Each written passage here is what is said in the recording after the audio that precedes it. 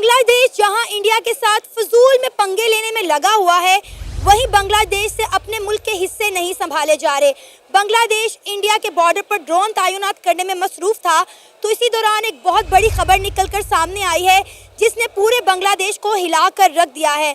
बांग्लादेश की neighbour country Myanmar ने बांग्लादेश के 271 किलोमीटर के बॉर्डर पर कब्जा कर लिया है। किसी का घर जलाने वाले को अपनी छत का ख्याल रखना जरूरी है। म्यांमार में चल रहे गृह युद्ध ने अब एक नया मोड़ ले लिया। अराकान आर्मी, जो म्यांमार के सबसे शक्तिशाली जाति सशस्त्र समूहों में से एक है, उसने बांग्लादेश के साथ सटी 271 किलोमीटर लंबी सीमा पर पूरा नियंत्रण हासिल कर लिया है। कि बांग्लादेश ने अपनी बॉर्डर सिक्योरिटी को बहुत मजबूत कर ली है।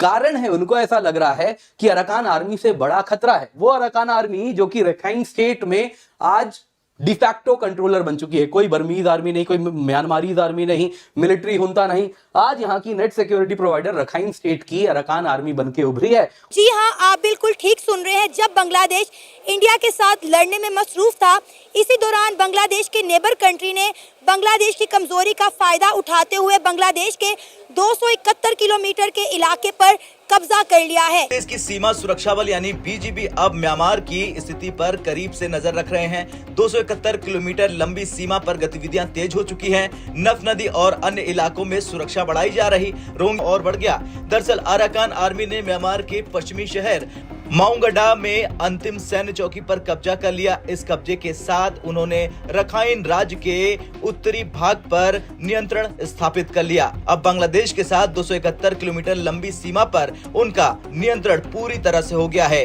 कि बांग्लादेश ने अब अपने बॉर्डर को टाइटन करना शुरू कर दिया, क्योंकि अराकान आर्मी जब से खड़ी है उनके ठीक सामने में बॉर्डर के उस तरफ, वो बड़े परेशान है। उनको लग रहा है कि बहुत बड़ी संख्या में वापस से रोहिंग्या और बांग्लादेश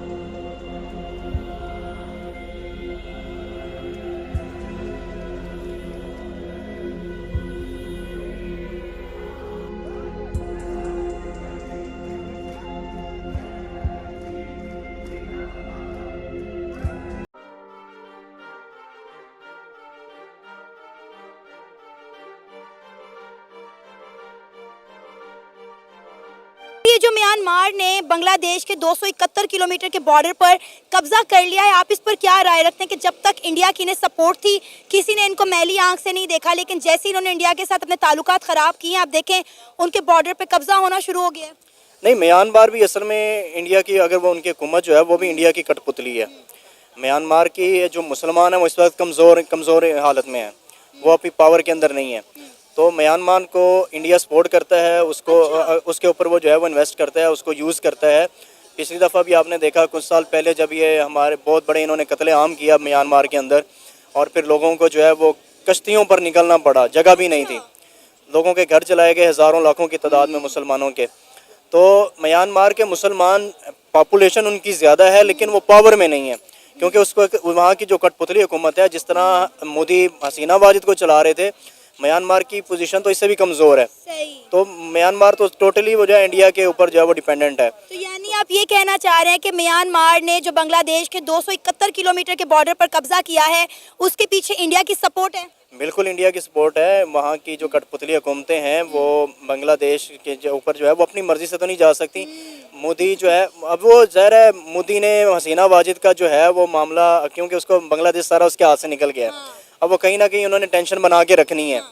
तो यहाँ पे ये हो सकता है कि इंडिया ने उसको आगे किया हो। सर, आपको पता है कि इंडिया ने बांग्लादेश को जितने खाने पीने की चीज़ें एक्सपोर्ट की जाती थी उन पर पाबंदी आयद कर दिया है। इसके साथ साथ इंडिया के अंदर जितने बांग्लादेशी रह रहे हैं गैर कानूनी तौर पर, उनके खिलाफ पिछले 3 दिनों से क्रैक डाउन किया जा रहा है। उनके आधार कार्ड चेक किए जा रहे हैं और एक एक बांग्लादेशी को चेक किया जा रहा है, और जो गैर कानूनी तौर पर रह रहा है उसे पकड़ कर इंडिया से बाहर निकाला जा रहा है। देखिए, बांग्लादेश की जो जियोपॉलिटिकल पोजीशन है वो बहुत कमज़ोर है, क्योंकि नीचे उसके म्यांमार है और ऊपर जो है वो नेपाल और भूटान है, और डायरेक्ट पाकिस्तान की या चाइना के साथ उसका रास्ता नहीं है।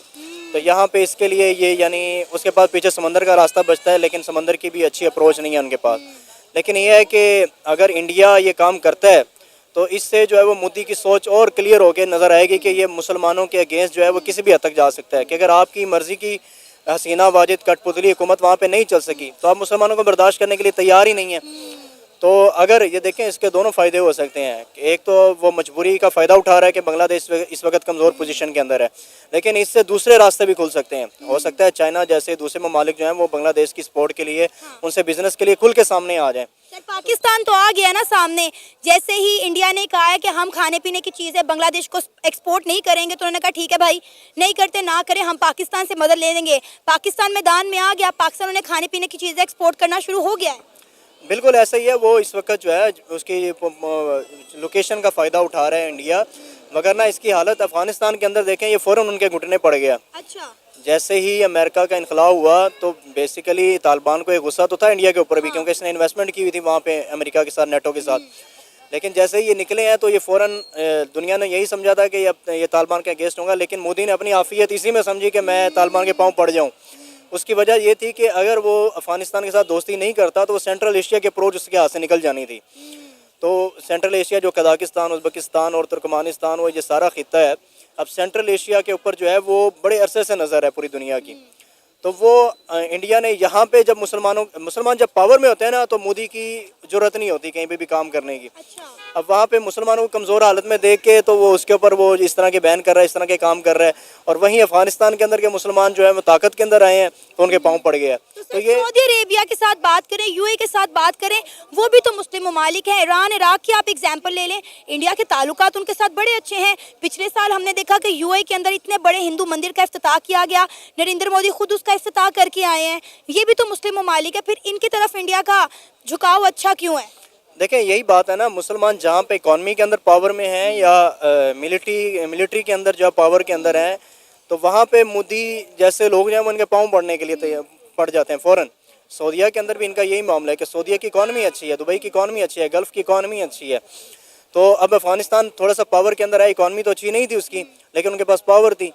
तो अब यहाँ पे मोदी फ़ौरन पाँव पड़ गया। अब यहाँ पे जो हमारे इनके खित्ते के मुसलमान हैं, जो खुद इंडिया के या म्यांमार के या भूटान के या इसके बांग्लादेश के मुसलमान हैं, इनकी अभी कमज़ोर पोजीशन की वजह से उसका फ़ायदा उठा रहा है। वगरना दुनिया के अंदर मुसलमान तो ओवरऑल जो हैं वो मजबूरी है सबकी, क्योंकि हमारे 60+ कंट्रीज़ हैं, इस्लामिक कंट्रीज़। लेकिन हमें किसी की सपोर्ट नहीं है, हमें तो ओआईसी की भी सपोर्ट नहीं है।